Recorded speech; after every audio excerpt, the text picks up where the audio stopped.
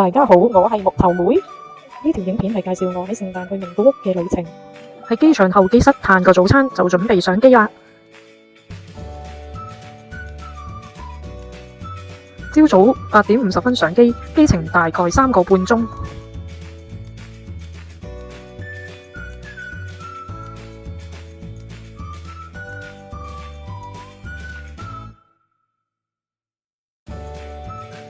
哇！遠處望到山頂上邊啲積雪啊，好靚。呢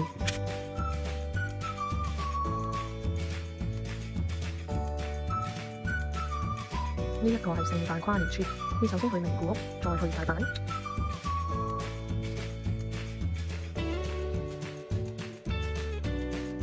大概下午1點鐘抵達名古屋中部國際機場。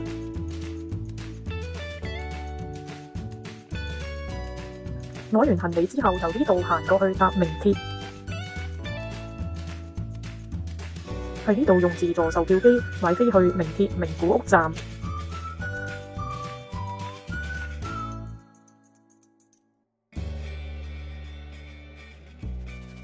車程大概半個鐘。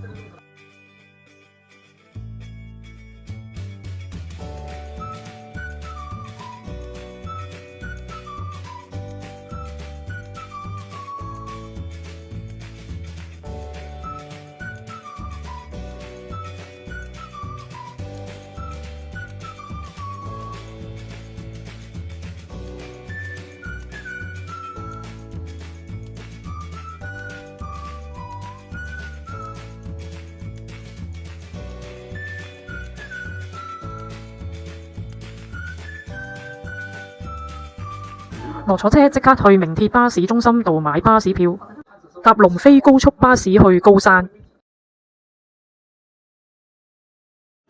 喺個站周圍有好多食肆可以揀，可以喺度食啲嘢先。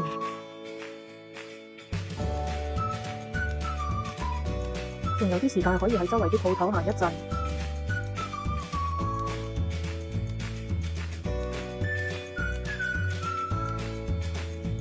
預早半個鐘過嚟巴士月台睇清楚自己要上嘅車啦。呢個巴士車程由名鐵名古屋站去到高山站，總車程大概3個鐘。中途會停車一次俾大家落車去洗手間。天黑黑可以趁呢個機會瞓返個靚覺先。啲日本人都好有禮貌，如果佢想將張凳較低啲，會擰轉身講俾你知。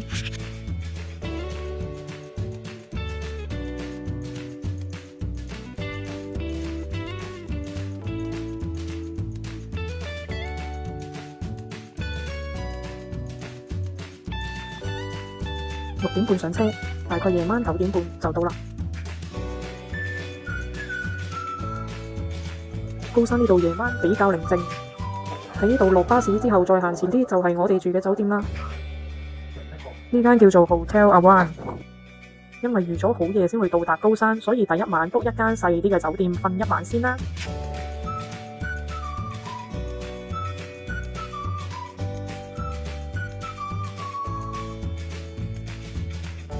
望出去個街景真係好靜啊！第二朝一早起身去食酒店嘅早餐先，環境好舒適。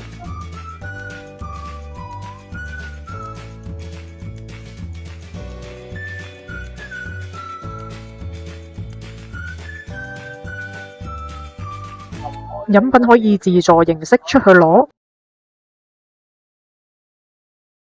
每人會有1 set 定食，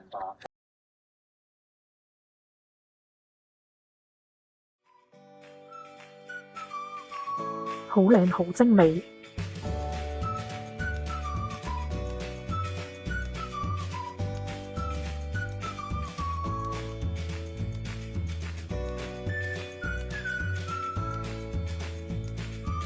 呢間酒店距離 JR 站都好近，大概450米左右。因為尋晚上經濟實惠一啲，所以就住一晚先。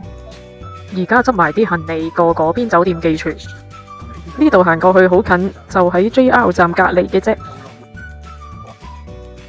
叫東急4飛驒高山結枝湯。嗰間酒店會更加近 JR 站，大概100米左右。而個溫泉會大型一啲。巴士站就喺隔離，一陣間我哋就會出嚟搭巴士。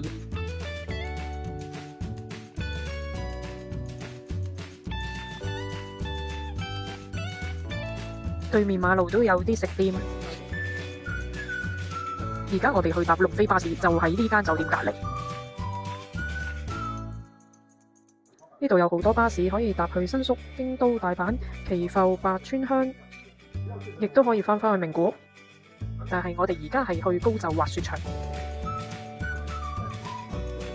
其實有兩個方法嘅，第一個方法呢，就係喺 JR 高山站嘅西口嗰邊呢，就會有架穿梭巴士，但係上網睇資料呢，就應該9點半會有車，但係我哋等咗好耐都唔見到架車，所以先至去搭龍飛巴士。咁如果搭龍飛巴士呢，就要搭一架巴士去高原站嗰度，然之後呢，嗰個轉車站就會有一架免費嘅接駁巴士係去呢個滑雪場㗎啦。而家我哋搭呢架車呢，要搭大概60至70分鐘啦，先去到呢個高原轉車站。車頭嗰度有熒光幕顯示個站名，可以參考返。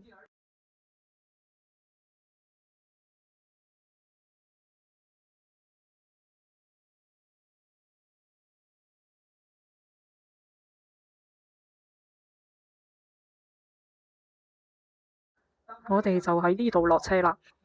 呢度好似一個補給站，俾啲自駕嘅車輛喺度停一停，去一去洗手間，買一買嘢食。我去便利店問咗店員接駁巴士嘅位置，跟住等咗一陣，終於等到車啦。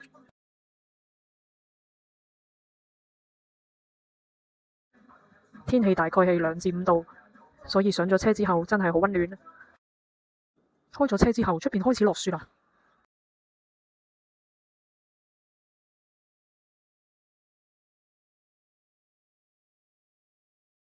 搭咗大概半個鐘，終於到啦。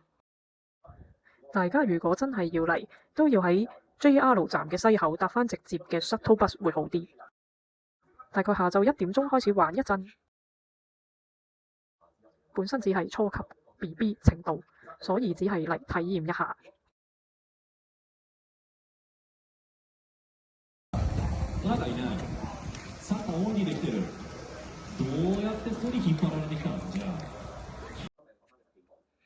呢個係西日本最大級嘅滑雪場，雪道選擇都好多，有初中高級都有，有3條超過4000米長嘅雪道。其實呢度有個15人座嘅大型纜車，就算唔滑雪都可以買一個纜車來回券去上去打個卡，但係好可惜我哋冇去到，就只係喺呢個初級滑道度玩一玩，哈哈哈。玩咗大概1個鐘，就喺呢度嘅 food court 食埋飯。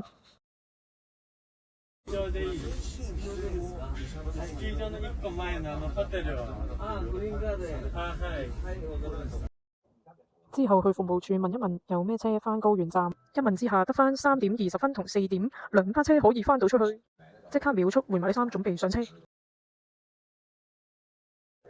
成功上到接駁巴士返頭線嘅轉車站。沿路嘅風雪越嚟越大啊！呢個滑雪場嘅周圍可能有其他嘅民宿，如果真係有心嚟滑雪嘅朋友，可以搜索一下喺呢度附近住會好啲嘅。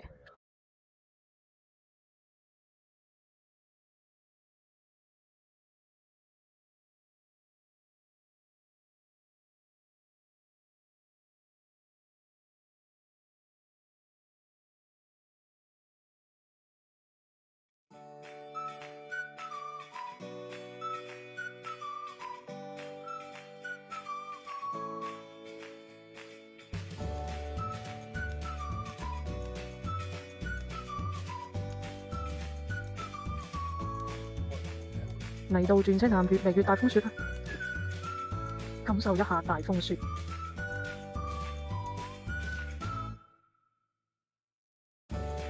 終於成功返到嚟高山嘅酒店。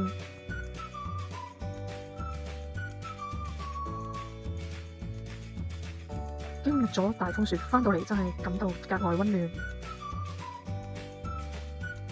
睇一睇呢間傑志湯嘅房先。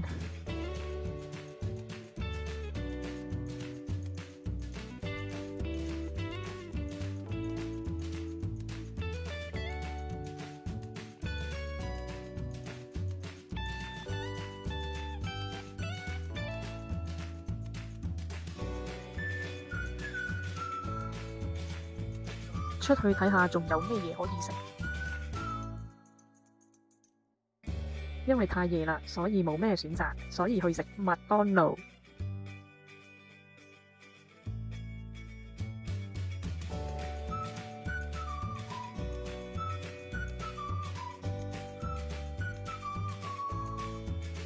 都幾好啊！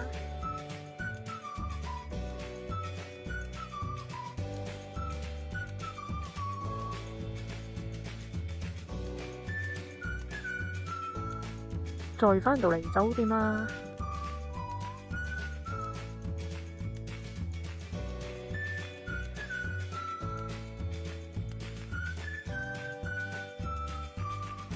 可以去浸溫泉啦。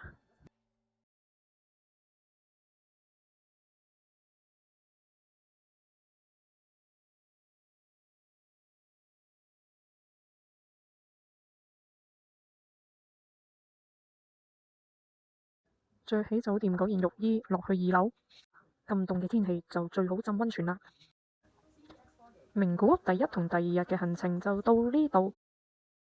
鍾意呢條片嘅朋友請幫忙 comment、share、like 同 subscribe。多謝收看，下條片再見，拜拜。